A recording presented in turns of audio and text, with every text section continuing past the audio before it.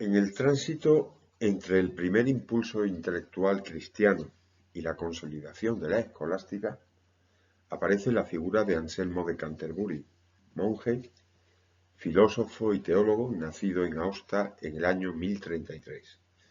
Su vida transcurre en una Europa que empieza a estabilizarse tras varios siglos de invasiones, de hambre y de fragmentación. Los monasterios y en particular las escuelas vinculadas a la orden benedictina se habían convertido en los principales centros de estudio. En ese ambiente silencioso, disciplinado y marcado por la plegaria, Anselmo desarrolló una obra que intentó dar unidad a dos exigencias aparentemente opuestas: la obediencia a la fe y el impulso intelectual de la razón, proponiendo una teología que busca comprender y defender racionalmente las verdades de la revelación. Su célebre fórmula, Fides Quaerens Intellectum, la fe en busca del entendimiento, resume con exactitud su proyecto. Para él, creer no es cerrar los ojos, sino abrirlos a una forma más profunda de comprensión. La fe no necesita de la razón para existir, pero aspira a ser pensada, examinada, meditada, y la reflexión no debilita la devoción, sino que la esclarece. El creyente que no piensa permanece en la superficie. Quien piensa, aunque dude, entra en la hondura del misterio. Así, frente a la autoridad incuestionable de la tradición o la simple aceptación dogmática, Anselmo propone un camino interior, la razón como servicio a la fe, una búsqueda intelectual que no sustituye la confianza, sino que la profundiza. La obra filosófica más conocida de Anselmo es el Prosloquión, que nace precisamente de ese anhelo por comprender la fe desde la razón. En sus capítulos aparece uno de los argumentos más debatidos de la historia de la filosofía, la demostración ontológica de la existencia de Dios. Su formulación, de apariencia sencilla y sorprendente por su pureza conceptual también, parte de una premisa intuitiva. Si en la mente, dice, podemos concebir la idea de un ser del cual nada mayor podemos pensar, entonces ese ser no puede limitarse a existir solo en el pensamiento. Existir en la realidad es una perfección mayor que existir únicamente en la mente, de modo que la noción de un ser supremo implica su existencia real. Anselmo añade que imaginar a ese ser como existente únicamente en la mente equivaldría a concebir algo menos perfecto que lo concebible, lo cual resulta contradictorio dentro de su propia definición. La conclusión es radical. La propia idea de Dios implica su existencia. No se trata de un razonamiento basado en la experiencia o en la observación de la naturaleza, como harían más tarde otros pensadores, sino de una reflexión puramente interior. Dios no es un objeto entre objetos, sino el fundamento mismo del ser. Pensar en él, dice Anselmo, ya es encontrarse en su presencia. Este argumento provocó admiración y rechazo casi en la misma medida. Gaunilo, otro monje, como Anselmo, imaginó una isla perfecta, tan abundante, tan deseable, tan óptima en sus cualidades, que ninguna otra podría superarla.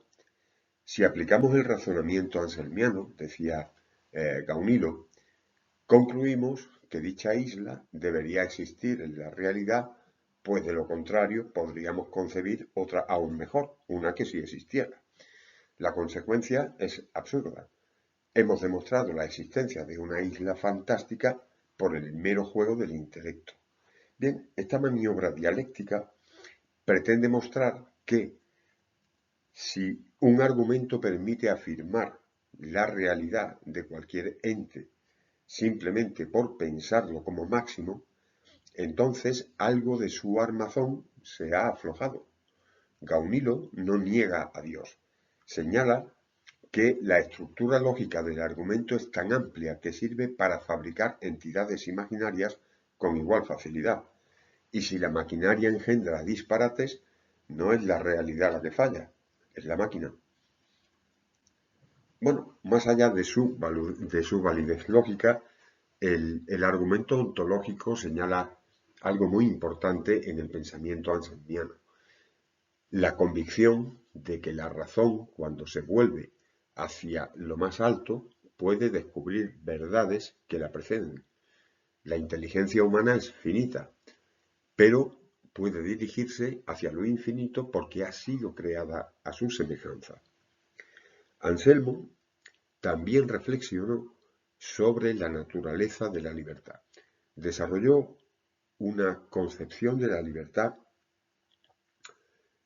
que difiere de la idea de una capacidad absoluta e indiferente para elegir cualquier opción. Para él la libertad auténtica es la facultad de obrar según la rectitud, es decir, de orientarse hacia el bien. La libertad auténtica no consiste en seleccionar entre el bien y el mal, sino en ser capaz de elegir el bien por sí mismo.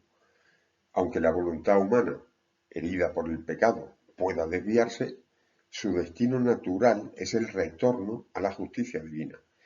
En esta concepción hay una tensión constante entre fragilidad y vocación, entre la caída y la posibilidad de redención. En el terreno teológico, Anselmo formuló un planteamiento novedoso también sobre la redención en su tratado Cur Deus Homo, ¿por qué un Dios hecho hombre? Allí sostiene que el pecado humano ha trastocado el orden querido por Dios y que sólo un ser que sea a la vez humano y divino puede reparar esa ofensa de modo suficiente. El sacrificio de Cristo aparece así como un acto de justicia y de amor, necesario para restaurar la armonía moral del cosmos, no como una venganza divina, sino como la satisfacción de un orden moral que permanece inalterado. En consecuencia, la salvación no es únicamente un misterio de fe, sino también un acontecimiento susceptible de ser pensado y explicado por la razón. Anselmo ocupa una posición muy importante en la historia del pensamiento cristiano. Antes de él, la filosofía, funcionaba en muchos casos como un recurso auxiliar, subordinada sin reservas a la revelación. Con Anselmo, la razón gana dignidad no como rival de la fe, sino como compañera. Tras su obra va a venir Abelardo, Tomás de Aquino, la arquitectura intelectual de la escolástica, pero Anselmo es para ellos un punto de partida. Fue de los primeros en sostener que comprender es una forma de creer y que la fe puede y debe buscar el entendimiento mediante la reflexión ordenada. Su vida fue serena y a la vez conflictiva. Nombrado arzobispo de Canterbury, entró en disputa con los reyes ingleses por cuestiones relativas a la autonomía de la Iglesia.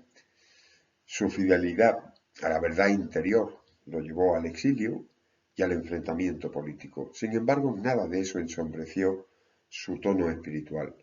Murió en el año 1109, dejando tras de sí una obra breve, pero inmensa en cuanto a influencia. En Anselmo, la filosofía medieval alcanza una madurez nueva. Su empeño, silencioso, fiel, transforma la reflexión teológica en una búsqueda ordenada del sentido y deja como gran herencia, como gran legado, una invitación permanente a retornar a la pregunta primera: ¿qué significa comprender aquello en lo que creemos?